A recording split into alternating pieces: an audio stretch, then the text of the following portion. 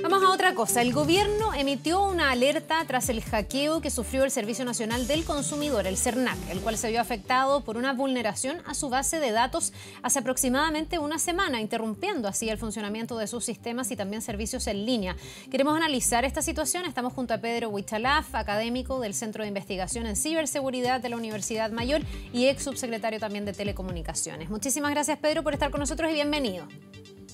Muchas gracias por la invitación y para hablar de este tema tan relevante porque afecta a tantas personas, también a todos los chilenos. Sí, a mí me ha llamado la atención que a lo mejor esto no haya generado más alerta o más impacto mediático. A lo mejor tiene que ver con que está algo controlado. Eso quiero como dimensionar primero. ¿Qué tan grave puede ser un hackeo de estas características y a un servicio como el SERNAC?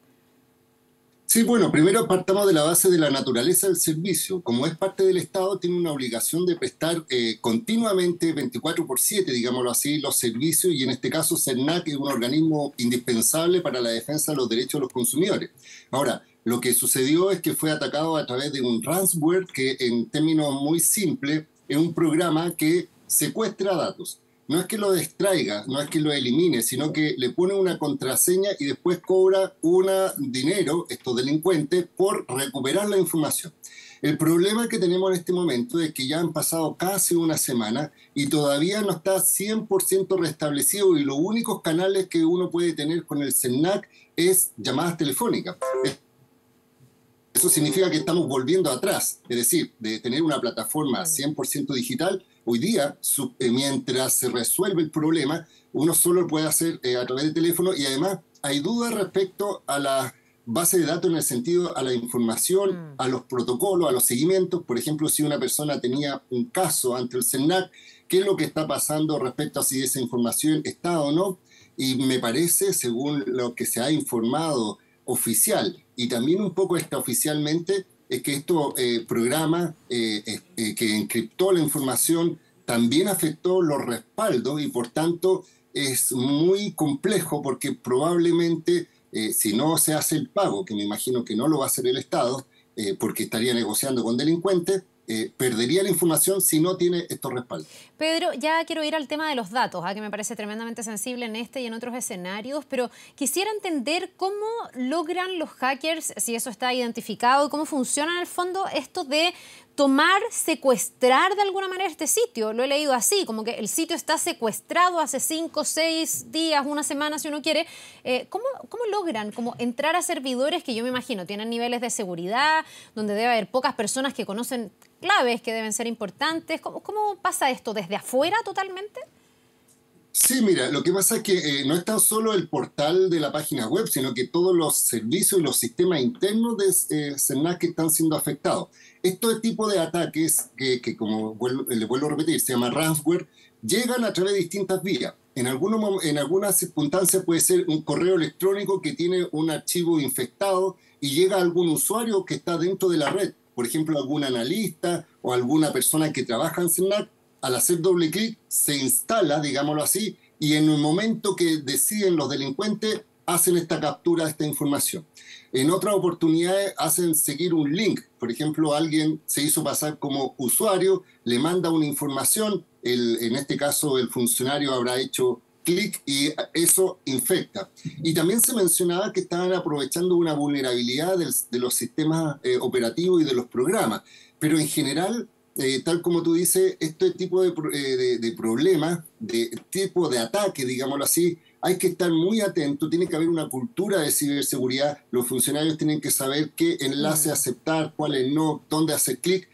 Hasta este momento la información no ha sido precisa respecto a, digámoslo así, al nombre exacto del malware, pero sí en su funcionamiento, y lo más seguro es que el vector de ataque, es decir, cómo llegó, debe haber sido a través de un archivo que infectó a un funcionario y a su vez se expande en toda la red, captura, insisto, pone una contraseña y no permite acceder a la información a menos que tú pagues o te dan un plazo. Y si después de ese plazo o extraen la información y la publican, que no creo que sea tan valiosa, digámoslo así, la información de usuario, pero sí impide el funcionamiento. Y hoy día, si tú te metes a la página del SERNAC, se ve físicamente, pero hay muchos enlaces que no funcionan. Es decir, si tú tratas de ingresar un caso no va a ninguna parte. Si trata de ver el historial de algunas cosas, tampoco. Entonces, hay una normalidad aparente y eso preocupa porque, insisto, no es solo que esto sea una organización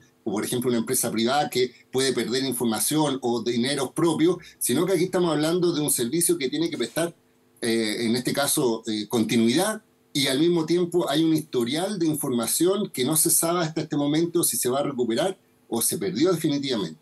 Claro, y también se ha hecho una alerta al resto de las divisiones del Estado, tomando en cuenta que podría haber otros organismos que pudieran ser sujetos de un ataque como este. ¿Cuál es el nivel de ciberseguridad de las instituciones gubernamentales, estatales de Chile, Pedro? Porque yo lo escucho y me parece un poco amateur en el sentido de que a uno, como ciudadano común y corriente, permanentemente le están diciendo, y nosotros como periodistas permanentemente le estamos contando a la gente que no hay que abrir links, que en el fondo nunca te mandan un enlace, que nunca te piden una clave. Usted me dice, es que puede haber sido algún funcionario que cometió ese error. Ya, uno se pregunta si hay preparación ahí. Y por otra parte, uno se pregunta si no hay antivirus que logren frenar este tipo de hackeo, digamos, o si esto tiene que ver con que los delincuentes van tan rápido que al final logran vulnerar cualquier tipo de sistema, digamos. Sí, mira, primero voy a responder respecto a la alerta que dio el Estado a los demás servicios públicos, y lo que dice en esa alerta es que hagan respaldo físico de la información. ¿Eso qué me quiere decir? Que está comprometida a lo mejor la red donde se almacena virtualmente y se comparten estos servicios, que es más grave. Es decir, pedirle a los funcionarios que tengan un disco duro con la información ya demuestra una gravedad que no se ha demostrado. Por otro lado, no creo que haya una ausencia de protocolo, a lo mejor puede que sí, puede que no, yo creo que hay que investigarlo, pero por otro lado, lo que ocurre es que los delincuentes utilizan nuevas técnicas cada vez más habilidosos, digámoslo así, utilizan estas vulnerabilidades, entonces no hay antivirus que detecte este tipo de ataques porque no están identificados en la base de datos de los antivirus, por ejemplo, porque en general lo que hacen los antivirus es chequear algunos cambios. Acá también hay que mencionar que hay una normativa de ciberseguridad muy blanda en Chile, porque hace poco salió una ley de delito informático, pero no existe una regulación de ciberseguridad en el sentido que obligue a los organismos públicos, a los organismos privados, algún grado de seguridad adicional cuando estamos hablando de servicios críticos. De hecho, hay un proyecto de ley que está en el Congreso en este momento, está en el Senado, que habla sobre infraestructura crítica y marco de ciberseguridad, que yo creo que serviría para establecer estándares, porque hoy día la normativa hace que un funcionario público probablemente tenga los mismos estándares que, por ejemplo, una pyme que tiene una base de datos en su local de la esquina. Entonces, yo creo que aquí hay que darle seguridad, seriedad, entender que esto está ocurriendo, pero también tiene que el gobierno que te está haciendo cargo de tener a personas que estén a cargo y que salgan con información transparente. Transparente para el sistema, porque no tan solo estos malware afectan a un servicio, sino que pueden ser afectados muchos otros, y es bueno, y es una de las máximas de la ciberseguridad, que frente a un ataque se comparta información y haya un tiempo de respuesta prudente, que en este momento ha sido mayor al promedio, y eso demuestra la gravedad que no se ha informado a fondo. Ya, usted me decía que los delincuentes lo que piden es dinero. Ese Sí, es el negocio que está detrás de esto. Es una extorsión al final. Efectivamente, esto es un secuestro virtual en el sentido de que extorsionan. Hay algunos delincuentes que lo que hacen es robar información y la venden afuera cuando hay información valiosa. Imagínate que atacan una empresa con información comercial, ellos venden más que recuperarla. Pero por otro lado, lo que hacen es utilizan Bitcoin y utilizan otras formas que son más o menos anonimizadas, en el sentido que no es fácil identificar quién es el dueño, en este caso, quién recibe el dinero, pero en definitiva lo que hace es cobrar un valor y ellos te entregan la contraseña para desencriptar la información, pero te dan un plazo, y si no, derechamente se autodestruye. Entonces, en el fondo y si no tienen los respaldos, que es una de las cosas básicas, una de las premisas, tener cierta información respaldada, periódica y que sea continua, está en un mal pie, porque en definitiva hay que pensar que pierde. Entonces, hay empresas que han pagado. De hecho, hoy día los malwares son los que generan mayor riqueza a los delincuentes informáticos. Esta es la forma en que ellos se enriquecen de mejor forma. Más que la estafa, más que hackear y robar dinero de banco. Esta es la técnica que ellos utilizan porque saben la necesidad. Ahora, vuelvo a repetir, estamos en una situación donde el Estado siento que no va a pagar porque no lo puede hacer, No, porque claro. es ilegal y porque en definitiva no hay una justificación. Entonces la duda que hay detrás es cuál es el nivel de preparación, sin perjuicio que existe en el Ministerio del Interior una entidad que se llama el CECID, que es del Centro de Respuesta a Incidentes, pero ha trabajado con el CERNAC, pero ellos son más bien de apoyo. Mm. Debería haber una cultura de ciberseguridad, pero el escenario actual es que es grave, no está funcionando los servicios, las plataformas están paralizadas y hemos vuelto atrás. Es decir, en vez de ir avanzando hacia el futuro, hacia un sistema informático en línea, ahora tenemos que llamar por teléfono y quizás si también están fallando los teléfonos vamos a tener que ir presencialmente. Entonces, es complejo este escenario. ¿Hay alguna idea o alguna capacidad en Chile de saber quién está detrás de un ataque como este? ¿Son en el fondo hackers internacionales? ¿Son hackers chilenos? ¿Podemos saber si es que tienen un interés particular en el CERNAC o es que ahí descubrieron una vulnerabilidad?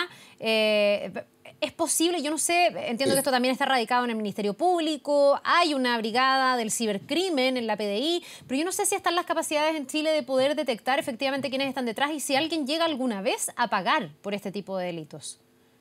Sí, mira, en el mundo privado se paga. De hecho, hay casos chilenos que no han salido a la luz pública y que yo tengo entendido que han hecho pagos por la recuperación de la información. Lo que No, pasa es que se identifica... pagar penas me refiero. Si es que los hackers terminan Ah, pagando condenas, si es que se les individualiza sí. y se les condena de alguna manera. ¿A Sí, eso me bueno, refiero? en general sí se ha aplicado la ley de delito informático que antes en Chile era muy antigua y hace poco salió la nueva actualización que es la que se está investigando en este momento. Es decir, hoy día hay más herramientas para el Ministerio Público para investigar. Pero independiente de eso, estos son bandas internacionales que utilizan este tipo de programas y uno puede identificar el origen más o menos por la familia del malware. Es decir, cada malware tiene un creador y hay grupos internacionales de delincuentes que demuestran su poder con este tipo de programas.